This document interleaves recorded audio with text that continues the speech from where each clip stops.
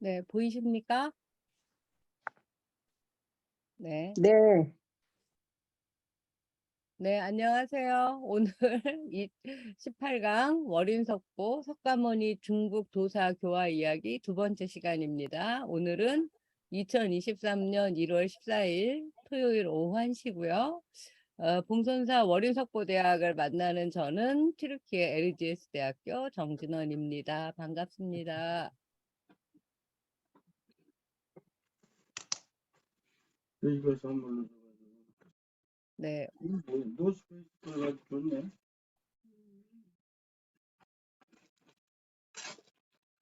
오늘은 자동제군의 이야기 두 번째 시간인데요.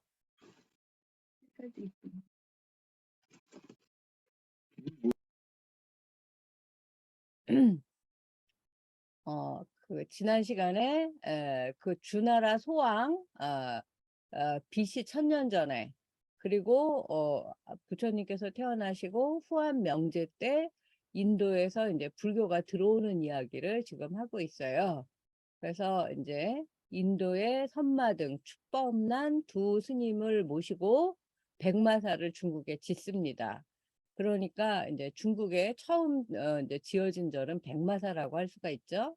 그 백마사를 짓고 보니까 그 스님이 언덕이 있는 게 동쪽에 보이는 거예요. 그래서 절의 동쪽에 있는 집이 무슨 집입니까? 라고 물어보니까 후한 명제께서 대답하시기를 전에 한 언덕이 저절로 붉어지니 저절로 솟아오르니 밤에 기이한 광명이 있어서 백성들이 말하기를 성인의 무덤이라고 하였다. 그렇게 얘기를 하니까 선마등이 말하기를 아유광은 아쇼카 왕이에요. 인도 아쇼카 왕께서 열애의 사리를 세상 천하에 8만 4천 곳에서 갈무리를 하니 이 중국 가운데도 19곳이 있으니 여기가 그 하나입니다. 라고 말을 해요. 그런 이야기들을 이제 하고, 이제 선마등과 축법난이 포함 명제에게 가르쳐 주기 위해서 일부러 질문을 했던 것이다. 그리고 그들이 시절 인연이 되어서 자신들이 불교로 이제 교화해야 할 당위성, 불사리탑을 세우도록 완곡하게, 그러나 이제 곡진하게 그 포함 명제에게 펼치는 것이다. 그래서 이게 이제 기이한 일이라고 나와 있는데 삼국유사에도 기이편이 있다. 월인석보에서 그야말로 적합한 그 말의 뜻을 이제 발견을 한다. 아, 삼국유사는 기록할 기자를 쓰고 지금은 이상할 이자지만 그때는 신기한, 신묘할 이 정도 된다고 보시면 돼요. 향야롭지 않은 것, 예사롭지 않은 것이 기이다.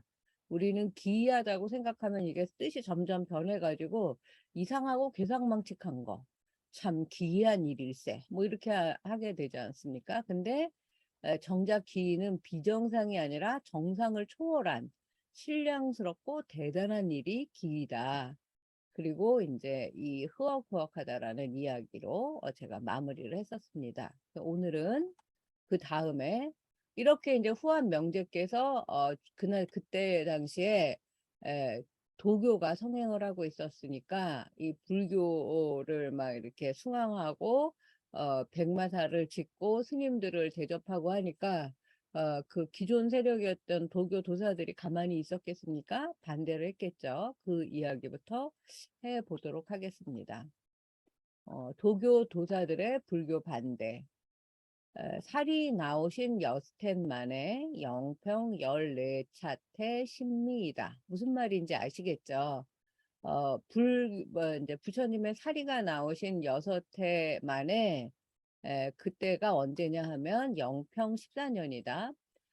그때 무슨 일이 있었는가? 도사들, 도교 수행자인 도사들이 설에 임금님 배사보라 모다 와 있다가 서로 니로되 우리 도리람 바리시고 먼 뒷 호교를 구하시나니 오늘 조집을 인하여 엿잡고자 하고 표지어 엿잡아니 이렇게 되어 있어요. 그러니까 요것만 보시면 도사들이 이제 임금님을 설날 때 저희도 곧 설이죠. 이제 아련을 하고 모여서 와서 서로 말하기를 우리 도교의 도리를 버리고 어디 먼데 오랑캐의 도리를 구하시니 그러니까 중국이 아니면 중국은 다 오랑캐잖아요. 우리는 동쪽 오랑캐 동이고 저기 인도도 서쪽 오랑캐예요. 호교를 구하시나니 오늘 이 그 설날 모임을 인해서 후한 명제에게 이 사실을 여쭙고자 해서 표를 지어서 문장을 지어서 여쭈었다. 그래서 천자는 보라색, 하늘의 아들, 하늘천 아들자예요. 동토에서 중국에서 황제를 천자이시다 하나니라. 호난 돼. 우리가 우리는 또 중국을 떼놈이라고 얕잡아 부르지 않습니까? 호는 떼이니 돼라고 돼 있어요. 중국이 서역 사람을 호라고 하느니라. 조는 아침에 임금 배사올시오. 집은 못알시니 조집은 임금 배사오려 못알시라. 무슨 말인지 다 아시겠죠? 사리가 나온 여섯해째 영평 14년 신미. 이건 이제 기원 후 1세기 71년에 도교의 도사들이 설날에 임금 배우려 모두 왔다가 서로 말하였습니다. 선자께서 우리 도교의 도리를 버리고 먼 곳에 오랑캐 종교를 구하시니 오늘 조회 때 기회를 타서 여쭙시다 하고 상소문 표를 지어 여쭈었다. 월인석보 협주는 이렇게 풀이하고 있어요. 천자는 하늘의 아들이니 중국에서 황제를 천자라고 한다. 호는 돼 오랑캐이니 중국이 서약 사람을 되라고 한다. 조는 아침에 임금 뵙는 것이요 집은 모이는 것이니 조집은 임금을 뵈려고 모이는 것이다. 여기서 재미있는 게 이제 우리가 중국을 낮잡아 되라고 불렀는데 중국은 서쪽의 인도를 되라고 부르고 있는 것입니다. 어쩌면 서쪽 나라나 서쪽을 되라고 부르다가 그 지역 사람을 낮춰 떼놈이라고 부르게 되었는지도 모르겠습니다. 그러니까 도교 도사들의 이제 상소문 내용을 보도록 하겠습니다. 그 표의 가로대 초록 글씨부터 먼저 보겠습니다.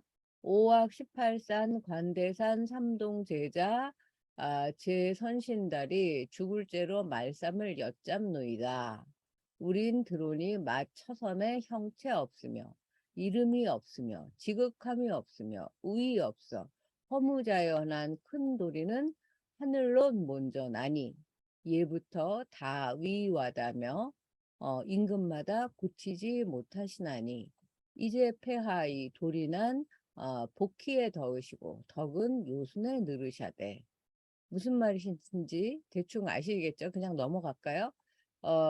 그 도교라는 게 형체도 없고 이름도 없고 지극함도 없고 그 더 이상의 위도 없어서 허무자연한 큰 도리를 하늘로부터 이제 먼저 나온 것인데 그래서 임금들이 다 옛날부터 그것을 고치지 못하는 그런 이제 진리의 도리라고 생각을 했는데 이제 후한 명제 폐하께서는 도리는 복희 씨에 더하고 덕은 요순 임금보다 더 늘어나셨으면서 어찌 도교를 버리십니까? 뭐 이런 얘기죠.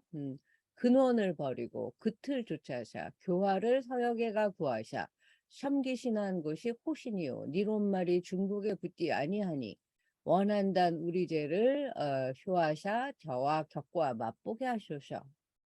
그러니까 이제 그 도교의 근원을 버리고 그 본이 아니라 본말 전도된 끄트머리를 쫓으시고 교화를 서역 인도에 가서 구해서 섬기시는 것이 인도의 호신 오랑캐신이라니 그 말씀이 중국에 어울리지도 않습니다. 원하거든 우리가 불교와 겨루게 해 주십시오. 이런 내용이에요. 신하가 임금께 삶논 글화를 표라고 하느니라. 이거는 이제 상소문. 그 다음에 형체는 얼굴이라. 우리 얼굴 하면 지금 앞면만 얘기하는데 형체가 얼굴이래요. 얼과 골. 그래서 지금 이제 얼굴이 됐지만 원래는 정신, 우리의 형체, 바디, 뼈 이런 것들을 다 합한 걸 얼굴에서 지금 이제 점점 의미가 줄어들어서 얼굴이 된 거예요. 그 다음에 이제 복희와 요순과는 다 옛날 어진 황제이시니라. 신하가 임금께 여쭙는 그러를 표라고 하는데 그 표에서 말하였다. 오악 18산 관대산 삼동제자 선신들이 죽을 죄로 말씀을 여쭙습니다. 우리가 듣기로 가장 처음에 형체가 없고 이름이 없으며 지극함이 없고 위 없는 허무자연한 도리를 하늘로부터 먼저 생겼으니 옛날부터 다 받들며 임금마다 고치지 못하셨습니다. 이제 폐하께서 도리는 복희씨보다 더하시고 덕은 요순보다 늘었지만 근원을 버리고 끄트머리 불교를 쫓으시어 교화를 서역에 가서 구하여 섬기시는 것이 오랑캐의 신인 부처이시고 하시는 말씀이 중국에 속한 것이 아닙니다. 원컨대 우리의 죄를 용서하시어 저들과 겨루기 위해 만나게 해 주십시오. 형체는 모습이다. 숲이 또 틀렸네요.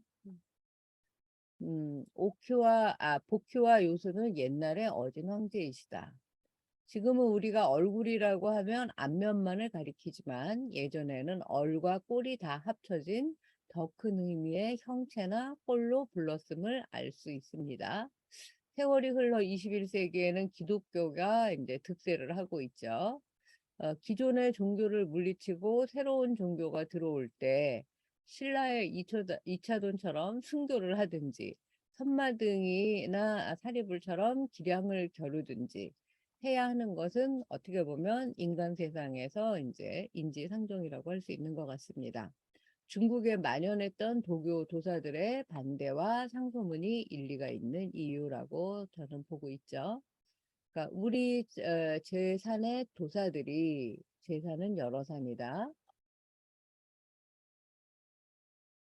사맛 보며 머리 들으며 경을 많이 알아. 꿰뚫어 보며 머리 들으며 경을 많이 알아. 이 경은 불교의 경이 아니라 도사의 경이다. 태상 분록과 부주를 사맛 모르는 데 없으며 태상굴록과 태허부주가 다 도사의 경이름이다. 시혹 귀꽃도 부리며 시혹 불에 들어도 아니 살이며 시혹 물을 밟아도 아니 꺼디며 시혹 낮에 하늘에 오르며 시혹 못 얻기 숨으며 술법이며 약제하기 니들이 다 못하는 일이 없으니 시혹 뭘까요? 지금은 이제 거꾸로 해서 혹시가 된 거예요. 혹시 귀신도 부릴 수 있고 혹시 불에 들어도 그 불태워지지 않으며 혹시 물을 밟아도 물에 빠지지 않으며 혹시 낮에 하늘에도 오를 수 있으며 혹시 못 얻게 숨으며 술법 약제까지 못하는 일이 없는 것이 도교의 도사의 술법이다. 원한단 겨와 제졸 겪으면 한약얼음 폐하의 뜻이 편안하시고 둘차인 진실화 거짓이랄 가래시고 세차인 큰 놀이 일정하고 네차인 중국 풍속을 흐리우리 아니하리니 원컨대 저 불교의 저 선마등 축법난과 제주를 겨루면 한편으론 폐하의 뜻이 편안해지실 거고 두 번째는 진실과 거짓 일을 가려서 도교가 진실이고 불교가 거짓이라는 것을 구분하게 되실 것이고 세 차인 큰 도리가 도교의 큰 도리가 아주 정해지고 일정하게 네 번째는 중국의 풍속이 떼놈의 인도 풍속으로 흐려지지 아니하실 겁니다. 이렇게 얘기해요. 그래서 풍속의 풍은 바람이요 속은 배하시라. 임금덕은 바람 같고 효가는 작은이에요. 작은 백성은 풀 같으니 바람이 풀 위에 불면 다 함께 쓰러툼이 임금하시는 일을 백성이 다 본받자 봄이 같달세. 백성이 모다 배화하는 일을 풍속이라 하나니라. 오늘 이 풍속의 뜻만 제대로 알아도 왜 바람풍 저기 뭐죠? 이 그 배화슬 뭐라고 했나 이따 볼게요. 배화슬 속이라고 하는지. 그래서 임금이 바람이에요. 그래서 임금이 바람을 한번 후 불면 백성은 풀과 같아서 바람 부는 쪽으로 이렇게 다 쓰러진단 말이에요. 함께 쓰레통이 임금이 바람 부는 이쪽으로 가는 것이 좋다라고 하면 백성이 다 그렇게 쓰러지듯이 본받는 것이 풍속이다. 이런 말이에요. 만일 우리가 기울어지면, 불교에 치면 큰 죄를 입고, 이제 벌을 받을 것이고, 도교가. 만약에 도교가 이기면, 저 거짓 종교를 없애버리십시오라고 학원을. 다시 보시면, 우리 여러 산에 있는 도사들은, 어, 그, 꿰뚫어 보며 멀리 들으며 도교의 경을 많이 알아서 도교의 태상굴록경이라는 경전, 태허부주경을 라는 경전을 꿰뚫어서 모르는 데가 없이 무불통지입니다.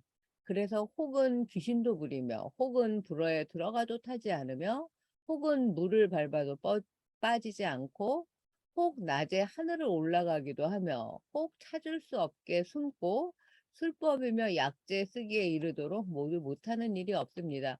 왠지 이 도교 배워보고 싶지 않으세요? 귀신도 부릴 수 있고 불에 들어가도 타지 않을 수 있고 물도 걸어 다닐 수 있고 낮에 하늘에 올라갈 수도 있고 그 투명인간처럼 투명 망토를 뭐 입으면은 그 투명인간이 되듯이 그 찾을 수 없게 숨고 또 뭐 술법 마술을 할 수도 있고 그 이제 약초 같은 걸로 이제 사람을 살릴 수도 있고 못하는 일이 없는 종교예요. 원컨대 저들 불교의 중들과 제주를 겨루면 한편으로는 폐하의 뜻이 편안하시고 둘째는 진실과 거짓된 일을 가리게 될 것입니다. 셋째는 큰 도리가 하나로 정해지고 넷째는 중국의 풍속을 흐리지 않게 할 것이니 우리 도사들이 지면 큰 죄를 입고 만약 이기면 거짓된 일을 덜어버리십시오라고 하였다. 어, 우리가 보통 우리가 지면 큰 벌을 받고 이렇게 하지 않습니까? 근데 우리가 죄와 벌을 같이 쓰죠. 너 그러면 죄 받는다. 뭐 이런 표현. 그리고 어, 벌 받는다라고 해야 되지 않습니까? 사실은 나쁜 짓을 하면 너 그러면 벌 받는다라고 해야 되는데 죄 받는다 이런 표현을 지금도 쓰고 있어요. 그래서 죄와 벌이 이 사람들한테는 하나가 그러니까 같은 거로구나라는 것을 여기에서도 이제 확인을 할 수가 있다는 거죠. 친절한 월인삭보 사전은 이렇게 풀이한다. 제사는 여러 산이다. 여기에서 이 경이란 도교의 경이다. 태상굴록과 태허부주는 다 도교의 경 이름이다. 풍은 바람이고 아까 배화시 버릇이네요. 배화. 속은 버릇이다. 임금의 덕은 바람과 같고 작은 백성은 풀과 같다.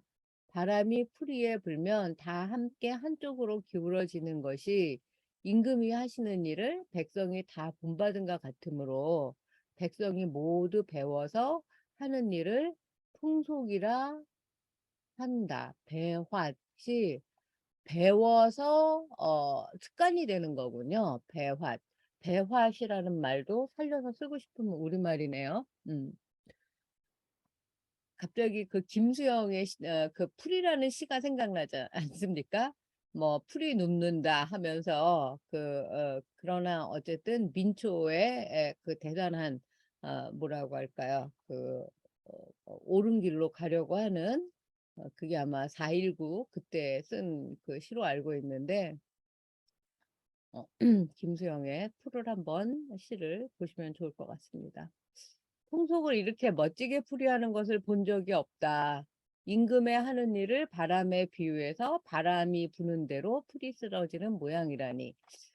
마치 무슨 이걸 가지고 바람의 노래 같은 시를 한 편, 김수영은 이것을 본 적도 없을 텐데, 월인석보를 어떻게 이런 시를 썼을까요? 이런 절묘한 김수영 시인의 식구 같은 비유는 여기에서 연원한 것이었다. 정치인들이 월인석보를 필독하는 세상이 오면 작기나 좋으랴. 라고 썼네요. 도교와 그래서 불교가 한편 겨루기를 시작합니다. 명제 니라샤데 이달 열 닷새 날 이런 표현 너무 멋지지 않습니까? 이달 열 닷새 날 이런 표현을 우리 그 할아버지들께서도 쓰셨던 기억이 나요. 백마사에 못 알아 하시니 도사다리 세 단을 맹가로 24문을 내요. 도사 600 아한 사람이 각각 영보 진문과 태상 옥결과 삼원부 등 509건을 잡아 선역단 의에 영고 모성자와 허성자와 노자 등 315건으로 15건은 가운데단 위에 연고 연따라는 표현도 언따건데 옛날에는 이런 표현도 많이 썼어요. 약간 방언처럼 들리는데 15세기에는 이게 표준어였네요. 교환 차반 맹가라 버려 백신 이바도마란 동력단 위에 연고 위를 가장 씩씩이 꾸미고 부처사리와 경화 불상거랑 길 선역계 노삽고 자, 무슨 말인지 대충 그 이해하실 수 있겠죠? 명제께서 이제 명령을 내리셨어요.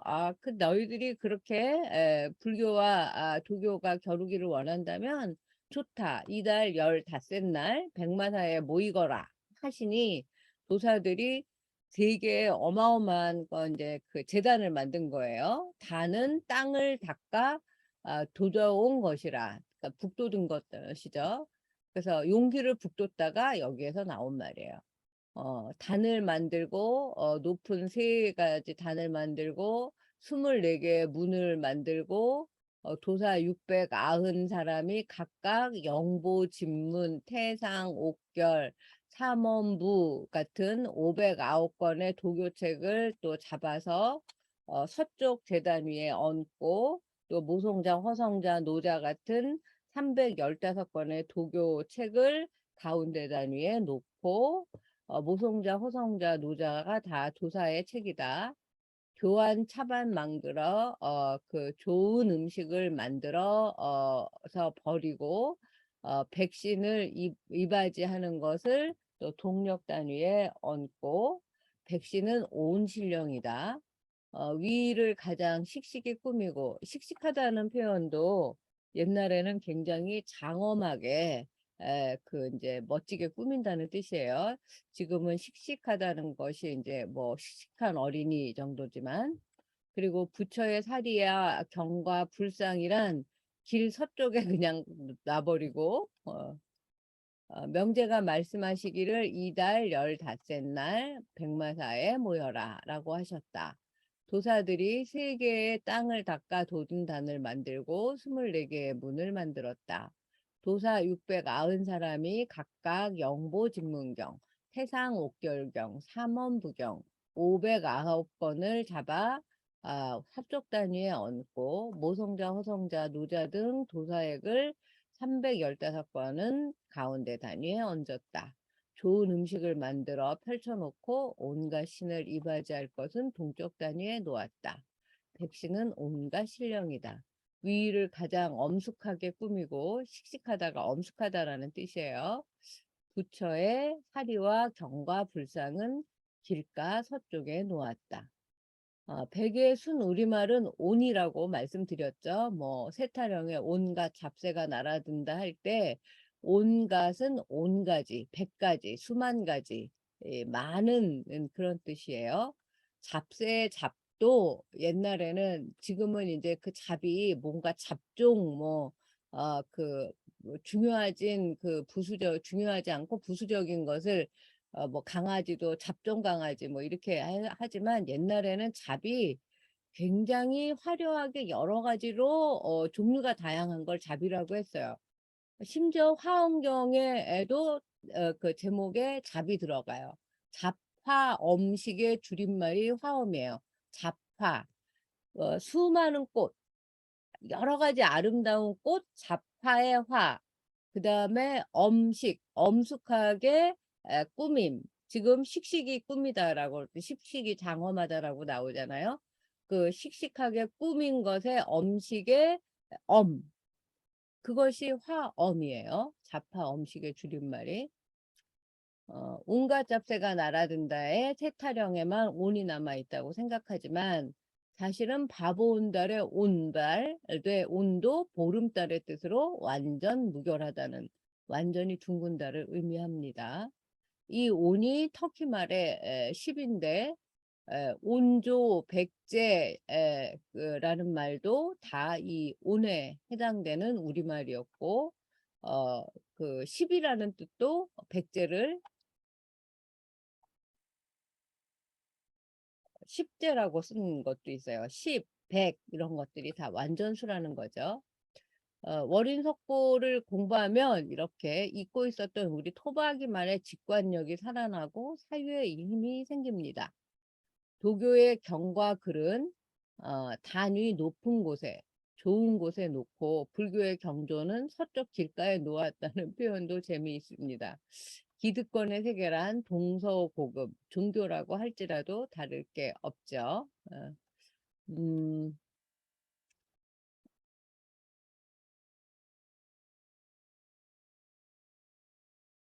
도사들이 여기서부터는 조금 쉬었다 할까요? 지금 50분이 다 됐으니까 어, 잠시 쉬도록 하겠습니다.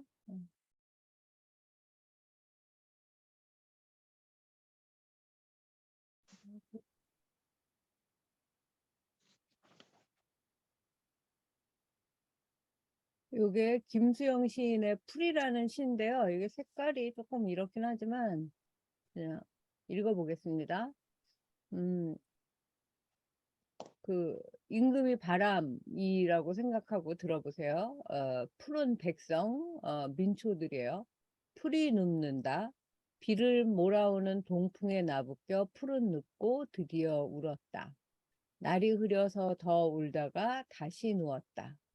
풀이 눕는다. 바람보다도 더 빨리 눕는다. 바람보다도 더 빨리 울고 바람보다 먼저 일어난다. 날이 흐리고 풀이 눕는다.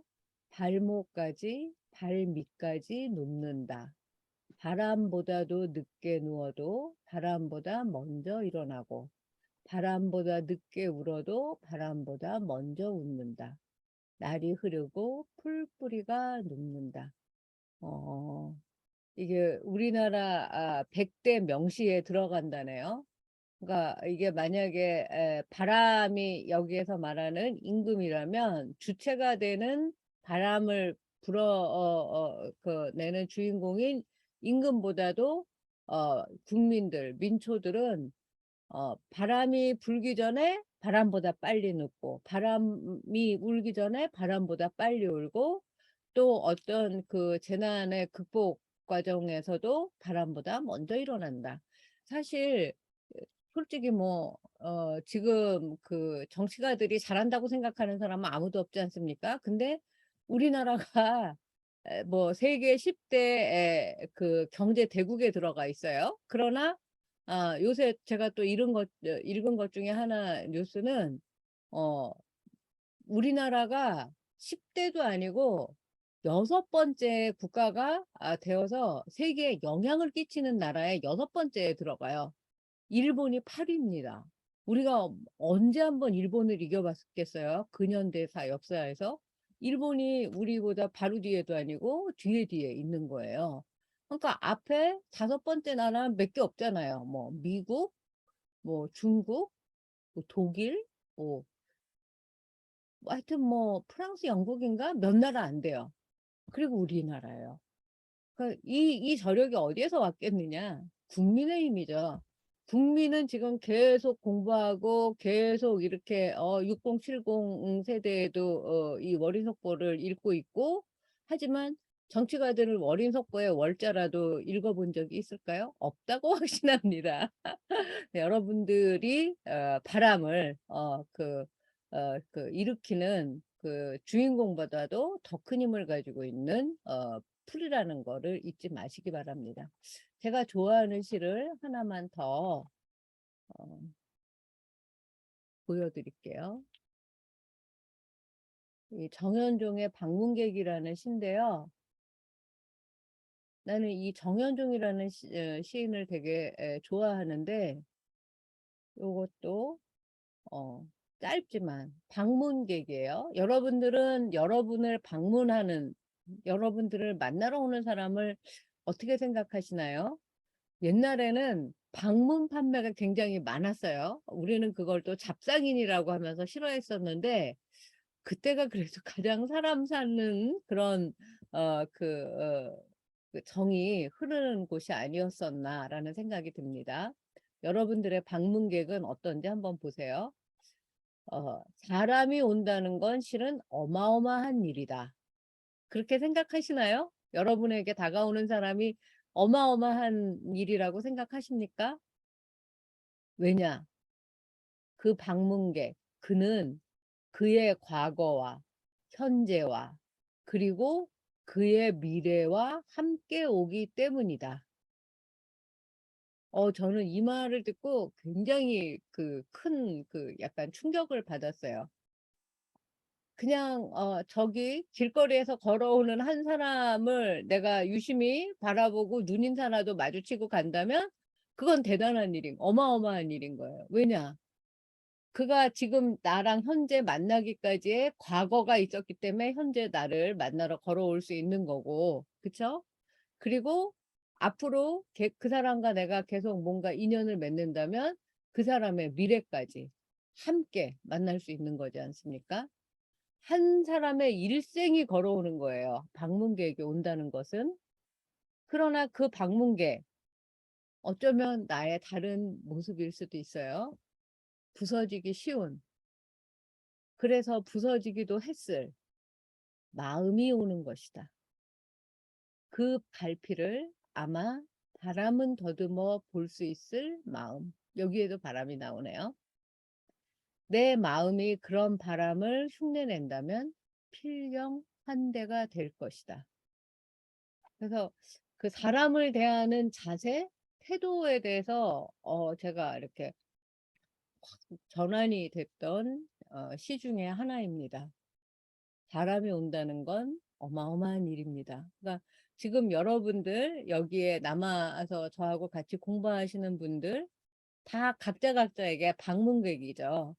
여러분 한 분 한 분들이 사실은 진짜 어마어마한 역사를 쓰고 계시다는 걸 잊지 마시고, 그리고 어, 이 세상에 80억 인구 돌파했다고 그래요. 그 80억 인구 중에서 왜 하필이면 2023년 1월 14일 이 1시부터 3시 이 시간에 저하고 만나셨냐 말이죠. 뭐 미국에서 태어날 수도 있고 터키에서 태어날 수도 있고, 사실 또 지난주까지는 제가 터키에서 여러분을 만나고 있지 않았습니까?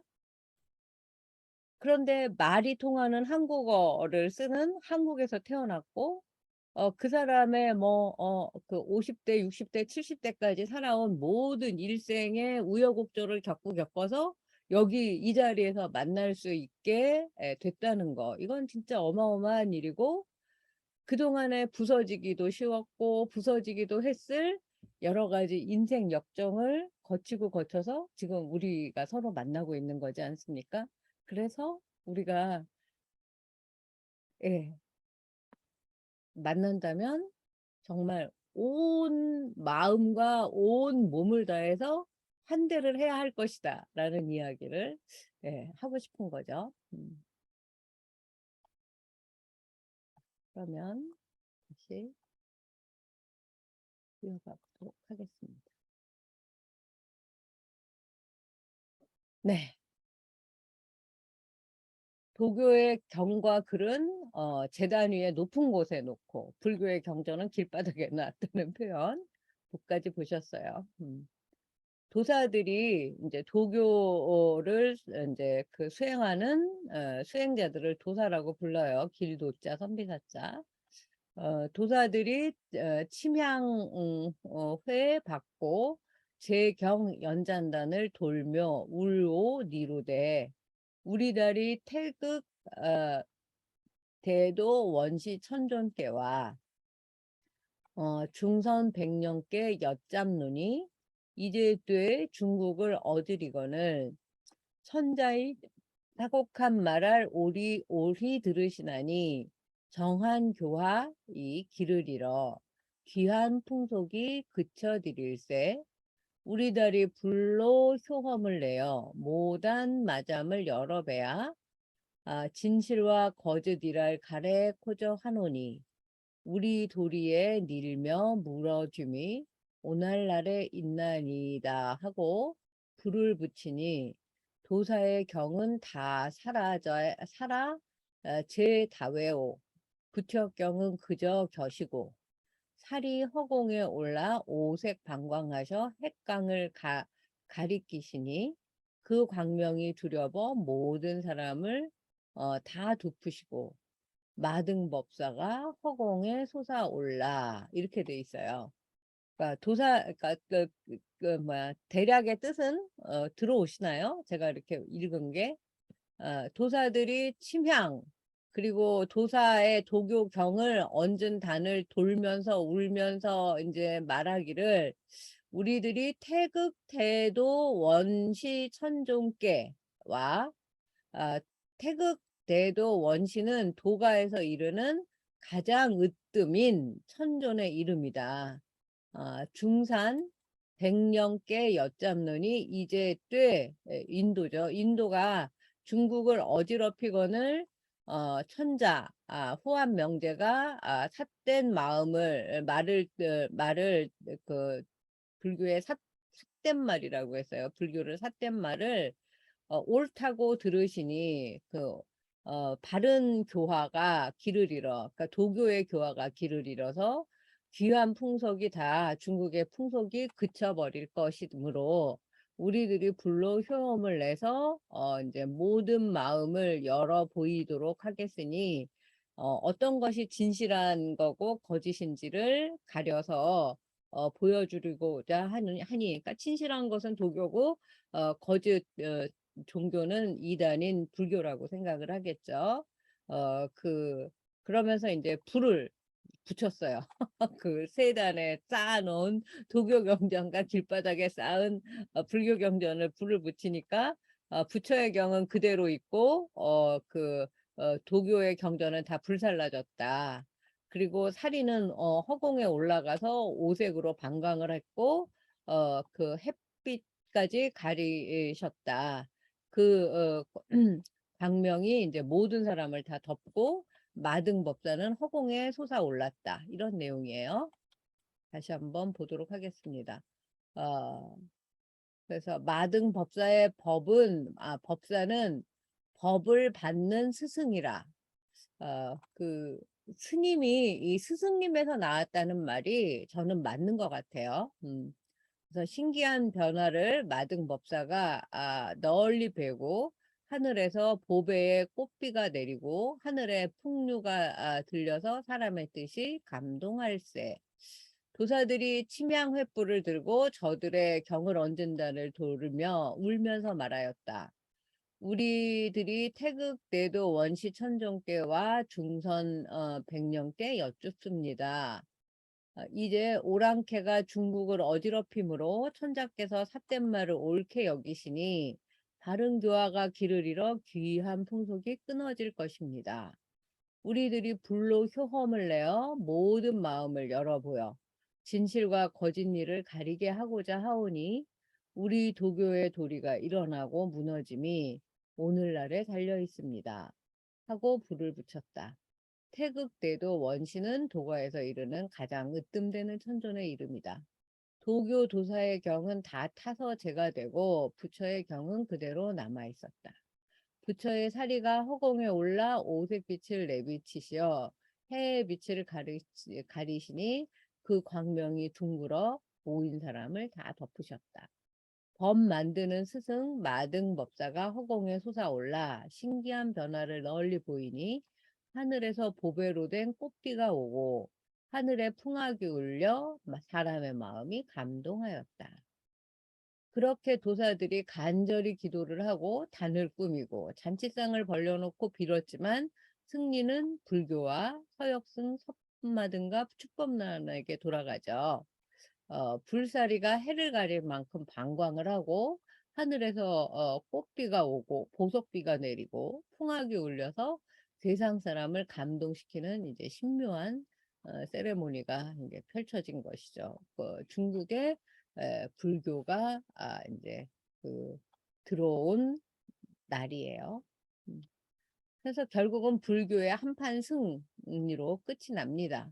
모든 사람이 다 기꺼 법등법사께 위요하야 설법하쇼쇼 하나 하야날 법사의 큰 청정한 소리를 내야 부처 공동을 찬탄하sap고 설법하고 계지어 니로되 개는 말을 글지어 일할시라.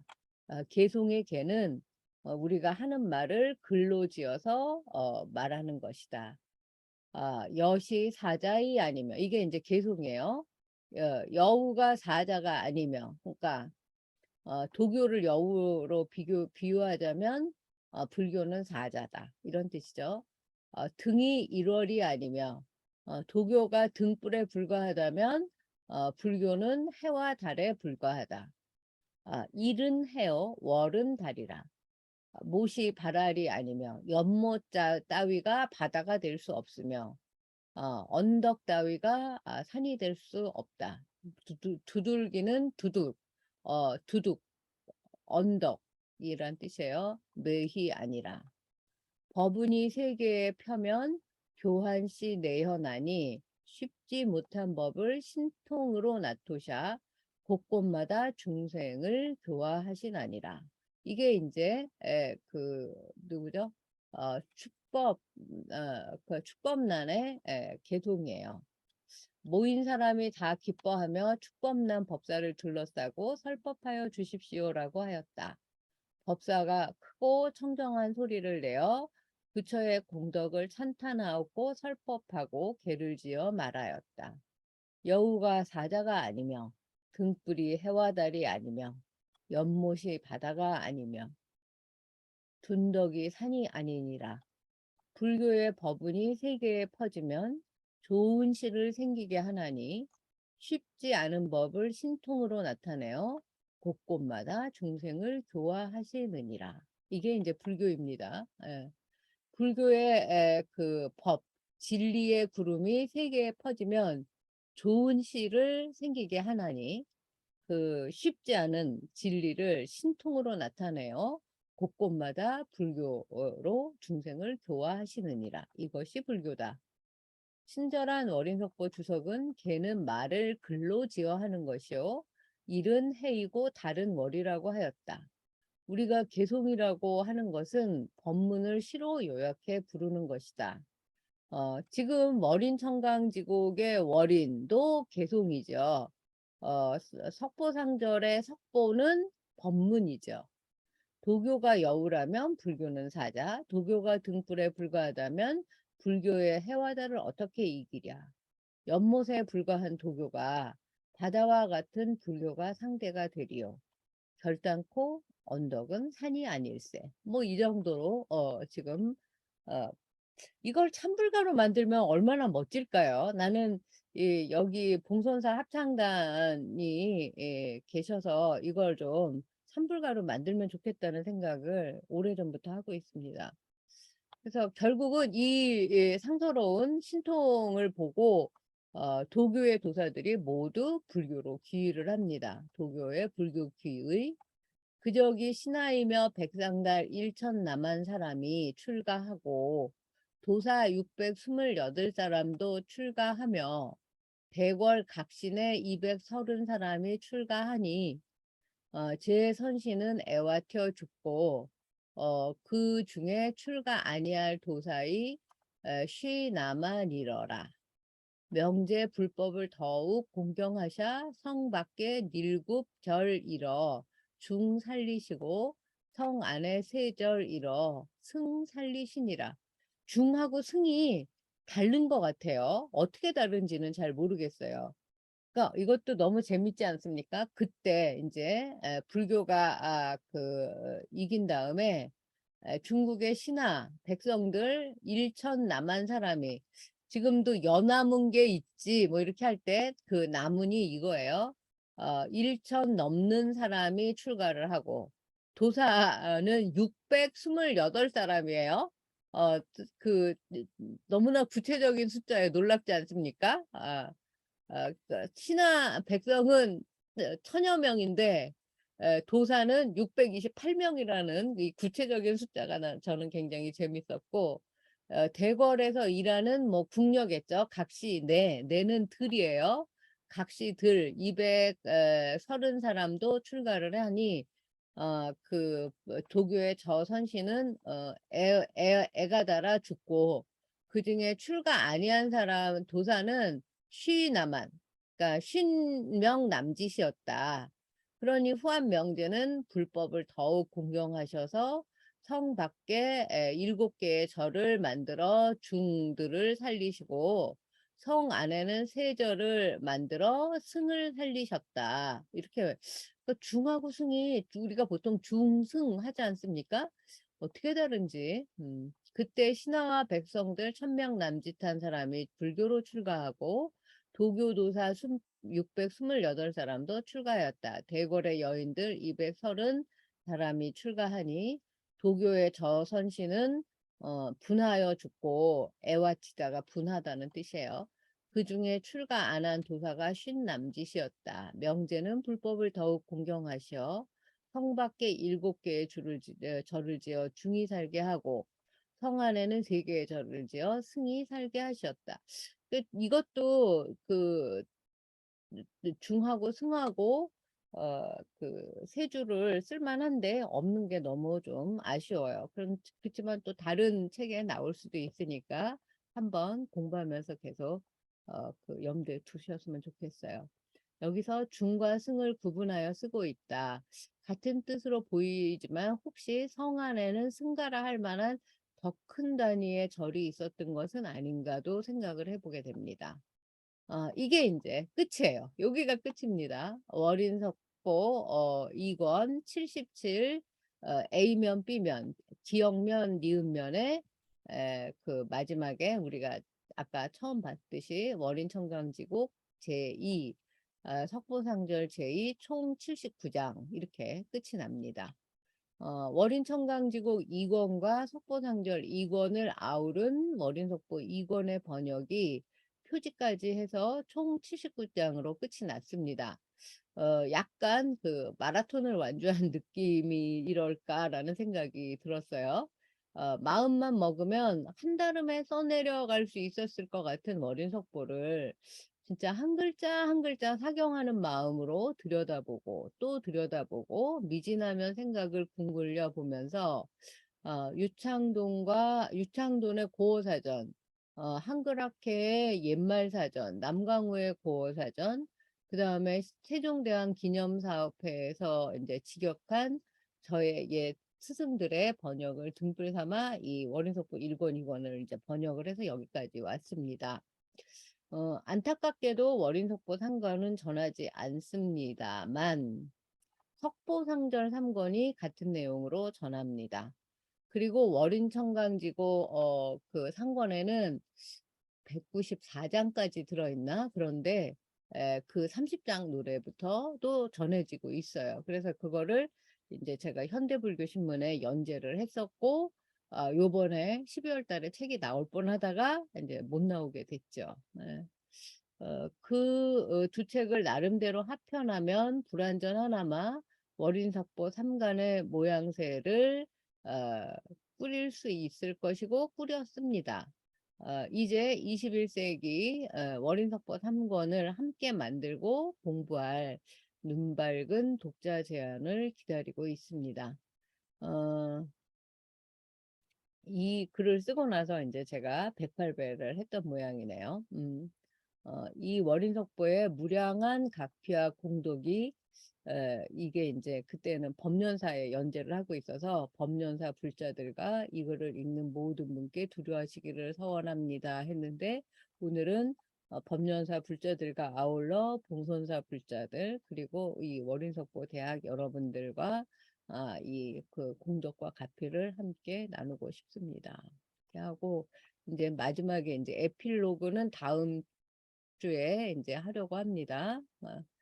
그래서 이 결국은 나에게로 떠나는 여행인 것 같아요. 어제 마침 제가 그 TV에서 마음 여행인가? 라고 해서 한마음 선언의 그 대행 스님의 그 저기 뭐죠? 가르침을 전파하는 세계 곳곳에 마음 공부라고도 안 하고 마음 여행이라고 하든가. 근데 저는 대행 스님이 그 찬불가 노래를 굉장히 많이 지었어요. 뭐 공심공체의 노래, 그러니까 공생공존으로 해석될 수 있는 우리를 보통 우리가 그 불교에서 공업중생이라고 하지 않습니까? 그러니까 같은 행동을 했고 같은 그 행위를 했기 때문에 같은 까르마, 같은 업을 지어서 지금 우리가 여기에 같이 모이게 된 거라고 생각을 하게 돼요. 그러니까 우리가 그 종교의 자유가 있는 나라에 태어나서 저만 해도 기독교, 무슨 뭐 카톨릭, 또 이제 이슬람 국가에 살고 있고 온갖 종교를 다 섭렵을 하고 그렇게 살아왔지만 결국은 제 마음을 가장 편안하게 해주고 인생 살아가면서 어려울 때 고비고비마다 내가 이 불교 공부를 안 했으면 어떡할 뻔했나, 아마 화병으로 죽었을 거야, 뭐 이런 생각을 꽤 여러 번 했었는데 이 불교 철학을 공부한 덕분에 제가 지금까지 어, 그, 그 아까 부서지기 쉬운 또는 부서지기도 했을 그러한 마음들을 이제 잘 추스려서 여기까지 오고, 또 여러분들도 저와 똑같은 과정을 겪어서 지금 이 자리에 함께 만나고 있지 않습니까? 그래서 이런 생각들을 여러분들께 같이 전하면서 다음에 이제 이 에필로그 시간에 그 다음에 저기 월인석보의 다음 이야기, 그리고 이제 제가 또 지금 월인석보 불교 신문에, 아마 제가 오늘 확인 못 해봤는데 불교 신문에 월인석보 4권 연재가 시작이 됐을 거예요. 그래서 만약에 제가 찾아보고 나왔으면 카톡에 올려드리도록 하겠습니다. 그래서 저는 그게 너무 지금 이건 진짜 기적이라고 생각을 해요. 월요석보 1권 한 권만 쓰고 죽어도 한이 없겠다라고 그렇게 서원을 세웠는데 2권을 지금 우리가 공부하고 있지 않습니까? 그리고 또 다시 이제 3권을 현대불교신문에 연재를 했고 4권을 어쨌든 지금 불교신문에 올해 1월서부터 또 연재를 하게 돼서 이렇게 4권까지 하게 될 줄은 저도 몰랐어요. 근데 이게 다 여러분의 원력과 가피 덕분이라고 생각을 합니다. 제가 어디선가 어쨌든 지금 여러분들하고 이 월인석보 공부를 계속하고 있기 때문에 어, 천지신명이 도와주시는 것 같다고 생각이 들어요. 그러니까 부처님, 불보살, 우리 눈에 보이지 않는 그 수많은 그런 천지신명들께서 도와주신다고 생각을 합니다. 자, 지금 원유의 선생님, 마이크가 먼저 켜져 있으니까 오늘 어떤 부분이 좀 기억에 남으시나요?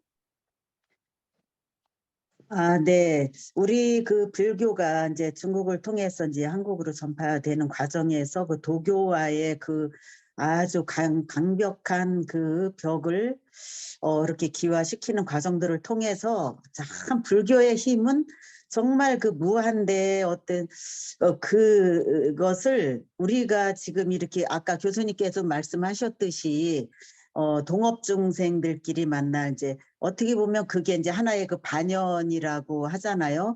끼리끼리라는 그 말이 있듯이 같은 업을 지은 그 중생들끼리 그 업에 의해서 이끌림에 의해서 이제 반연에 의해서 우리가 전 그 교수님의 말씀들이 정말 100% 공감하고 그거를 절실히 느낍니다. 그리고 정말 우리가 그 부처님 그 불제자로 살아오면서 알게 모르게 나를 돕는다, 돕고 있는 그 수호신 같은 존재들, 분명히 그걸 느끼고 또 확신하고 있어요. 그래서 아까 교수님 말씀하신 어제 그 다큐 온이라는 그 네, TV에 맞아요. 네네네 그 명상에 대해서 네. 나오더라고요. 그래서 이제 그 천불 선원장님께서도 나오시고 아까 이제 말씀하신 저기 네, 대행 스님, 네.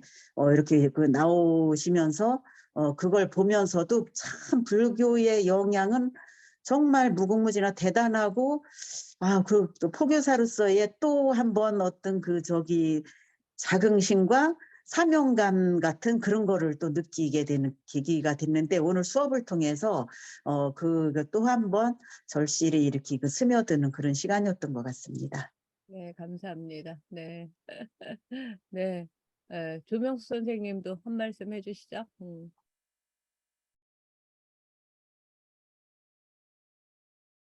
네, 조명숙입니다.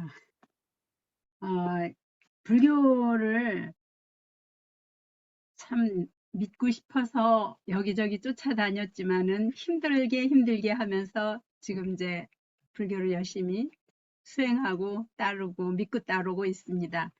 그런데 오늘 나온 교수님 말씀 중에서도 그 잡이라는 것, 잡화, 화엄 네. 이것이 저희가 빠리사 공부를 하고 있는 데서 잡화, 잡꽃들 이런 말씀을 쓰셔요. 그러면 보통 사람들은 그 소리를 들으면은 정말 아까 말씀하신 대로 이렇게 좀 아래로 내려서 말하는 그런 걸로 생각을 하는데 온 세상에 있는 모든 생명 가진 것들은 다 그렇게 중요하고 화려하고 엄숙하고 이런 거를 의미한다. 그거거든요.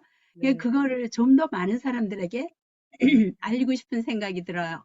네. 그리고 불교가 굉장히 탄압을 많이 받았다고 이제 네. 그러고 있고 요즘도 불교가 굉장히 뭐 다른 종교와 비교가 되고 그러면서 힘든 과정을 겪고 있다라고 하는데 그때 한번 그 정병조 교수님이 강의를 하시면서 불교가 탄압 안 받은 적이 어딨냐?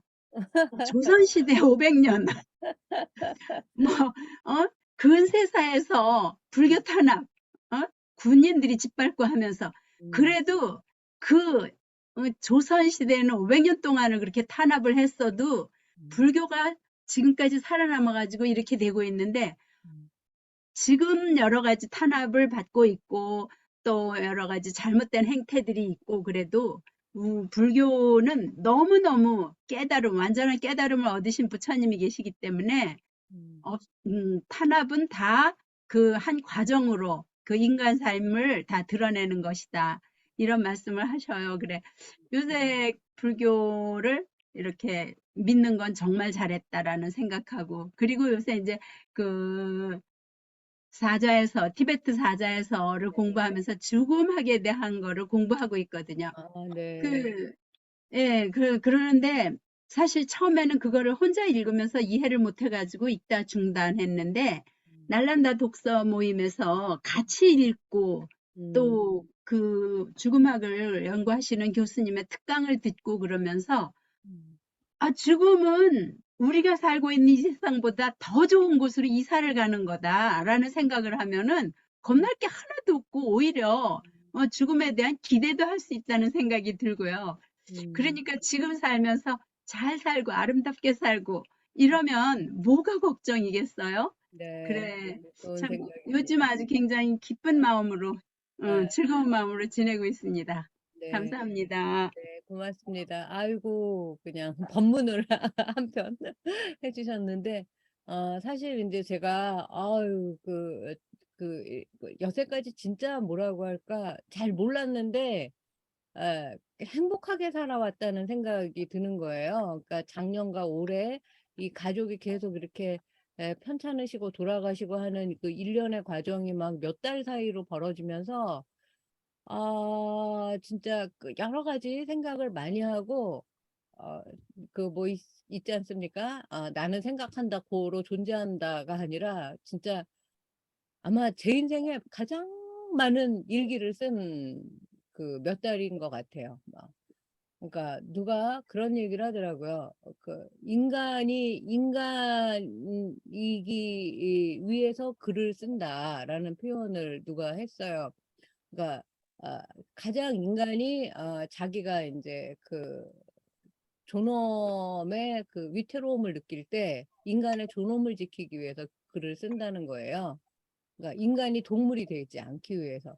그래서 내가 아, 그 그런 생각으로 쓴 거는 아니지만 그런 느낌은 있었어요. 살기 위해 쓴다. 그러니까 도저히 그 순간순간의 어떤 감정, 고통 뭐 이런 것들을 어디에다가 털어놓기는 해야 되겠고 누군가한테 말은 못 하겠고 하니까 계속 쓰게 되는 거예요. 하루에 진짜 그냥 하여튼 그 시간 나는 대로 제가 계속 썼던 것 같아요. 그래서 그걸로 자기 치유를 삼고 객관화를 시키고 뭐 이랬던 것 같은데, 그러면서 지금 말씀드리고 싶은 건 죽음이라는 것이 이제 지금 뭐 죽음학이라고도 이야기를 하지 않습니까? 이제 우리는 앞으로 이제 병과 사회의 과정만 남아 있어요. 지금 생과 노의 과정은 이미 이제 그 과정은 겪었고, 그러면 앞으로 그 병을 어떻게 받아들일 것이며 죽음을 어떻게 받아들일 것인가. 그냥 생각지 않고 그냥 생각하지 않을래라고 생각하다가 어느 순간에 그냥 갑자기 그 이 세상을 떠나게 되면 그거는 어떡하나. 그런 생각을 좀 많이 하면서 저도 지금 우리 아버지한테 가서 어떤 이야기를 해드려야지 될까. 알아들으시거나 못 알아들으시거나, 그래도 평생 이 불교 공부를 했다고 하는 제가 어, 남편한테는 그렇게 얘기했어요. 그러니까 남편은 아직 이제 상대적으로 나이도 젊고 그 돌아가시기 전까지도 그 힘이 있었어요. 그래서 기계로 산소 호흡을 시키고 했지만 그 수치가 정상이었었다고요. 그런데 어쨌든 뭐 처음에는 그 장에서 시작해갖고 간, 폐, 뇌 이렇게 그 암이 전이가 되니까 뭐 어떻게 속수무책인데 이제 어, 두 가지 그 플랜을 제시를 했어요. 여기에서 우리가 열심히 잘 그 이제 기적적으로 회복을 하면 나랑 같이 이제 터키에 가서 같이 지내자. 오케이. 그리고 혹시 그 이제 잘 안 돼서 먼저 떠나게 되면 소풍을 먼저 가서 좋은 자리를 그 이제 맡아놓고 기다리고 있어라. 그랬더니 오케이. 그래서 결국은 이제 그 두 번째 플랜으로 그 가게 됐지만 그때 이제 제가 남편이 돌아가시기 이제 한 2, 3일 전쯤에 점점 이제 급격하게 막 이렇게 나빠지니까 소풍 갈 준비가 되었느냐라고 물어봤을 때 그렇다라고 그러니까 더 있고 싶으냐 그랬더니 아니다. 그러면 이제 내가 소풍을 잘 떠나게 도와주도록 하겠다. 이렇게 해서 정말 이제 그 한 손에는 제 손을 잡고 한 손은 이제 딸의 손을 잡고 그렇게 이제 떠나셨어요. 어, 근데 저는 그때 그 마음이 진심이었어요. 먼저 가 있어라. 나도 곧 갈 것이다. 그리고 정말 반갑고 기쁘게 당신 목까지 잘 살아서 만날 거다. 근데 우리 아버지는 '내가 어떻게 말을 해야 할까?'라는 생각을 지금 여러분에게 드리면서 하고 있는데 가서 잘할 수 있겠죠. 그리고 인제 곧 나의 일이 된단 말이죠. 그래서 제 일이 제가 그렇게 많이 썼던 이유가 이것이 누군가에게는 엄청난 위로가 될 수도 있을 것이다. 단 한 사람한테라도. 제가 여러 사람의 글을 많이 읽었어요. 그 터키에서. 그중에 하나가 박완서라는 소설가의 글을 많이 읽었었는데 그 사람이 남편이 죽자 석 달 만에 큰아들인가 외아들이 죽어요. 그 정말 생때같이 젊고 훌륭한 의사 아들이 그 교통사고로 죽습니다. 그랬더니 인제 이 사람이 막 인제 카톨릭이라는 신을 믿으면서 어 한 말씀만 하라고 "도대체 나한테 왜 이러냐." 그러면서 막 뭐 한 말씀만 하소서 하고 뭐 "내가 가장 나종 진이인 것인가." 뭐 그런 두 가지 책을 써요. 그때만 해도 제가 30 대여 가지고 '아니 이 사람은 자기 가족 죽은 이야기를 왜 이렇게 넋두리를 막 이렇게 책을 여러 권을 쓰고 그러나?'라고 생각을 했어요. 그때만 해도 제가 인제 그런 경험을 못 했기 때문에. 근데 내가 너무 힘이 드는데 그 생각이 딱 나는 거예요. 그래서 그 책을 터키에는 없기 때문에 뭐 유튜브나 뭐 이런 걸로 인제 찾아서 읽었는데 너무너무 위로가 됐어요. 그러니까 '아 이 사람이 이런 경험을 하지 않고 이걸 글로 써서 남기지 않았으면 내가 어떻게 위로를 받을 수 있었을까.' 그러니까 이 사람에게 시는 아무 말도 안 하는 끝끝내 한마디도 안 하는 신이었어요. 그런데 어 그러나 이 박완서의 시는 자기의 그 폭박을 다 들어주는 네가 나한테 신이 나한테 얼마나 내가 착하게 살려고 노력했는데 네가 나한테 이럴 수가 있어?' 뭐 막 이런 그런 것들을 넋두리를 그 욕을 다 참고 들어주고 그리고 아무것도 먹지를 못했대요. 근데 어 한참이 지난 다음에 밥 밥을 먹게 해 줬다는 거예요. 그 수녀원에 가서 그 이혜인 수녀랑 같이 있었는데 어느 날 그 된장국 냄새 먹기만 하면 토하고 먹기만 하면 탈이 나고 물도 삼킬 수 없었고 했는데 된장국 냄새가 나면서 '된장국을 먹으면 어 낫겠다.' 싶은 생각이 들었는데 마침 그 수녀원에서 그날 된장국이 나왔다는 거예요. 그래서 자기에게 신이란 침묵의 신이었지만 자기의 그런 한풀이를 다 들어주고 밥으로 다가온 신이었다. 이런 표현을 해 줘서 어 저에게 굉장히 큰 도움이 됐습니다. 그래서 모르겠어요. 뭐 제가 이걸 어딘가에 뭐 풀어서 써서 낼지 아니면 그냥 내 일기로만 간직을 할지 잘 모르겠지만 어 최소한 그거는 할 수 있을 것 같아요. 저는 저와 같은 경험을 한 사람한테 위로란 입으로 말로 떠드는 것이 아니다. 그 말로 그야말로 금과 옥조 같은 말을 하는 게 얼마나 나한테 그 고통으로 다가왔었는지 내가 그냥 언제든지 말하고 싶으면 말할 귀를 내가 열어 놓고 있겠다. 여러분에게도 약속을 하겠습니다. 그러니까 무슨 힘든 일이 있으면 저한테 연락을 하세요. 그냥 제가 들어 드리겠습니다. 그리고 그냥 옆에 있고 그냥 같이 어 "어떡하지? 어떡하면 좋죠?" 그 말을 해줄 수 있는 사람이 되겠다라는 거를 예 남편의 일로 배운 것 같습니다. 그래서 죽음 언젠가는 누군가는 다 가야 하는 길인데 이왕이면 즐겁게 기쁘게 받아들이면서 갈 수 있는 공부, 연습 이걸 계속 해야지 될 것 같다는 생각이 듭니다. 음.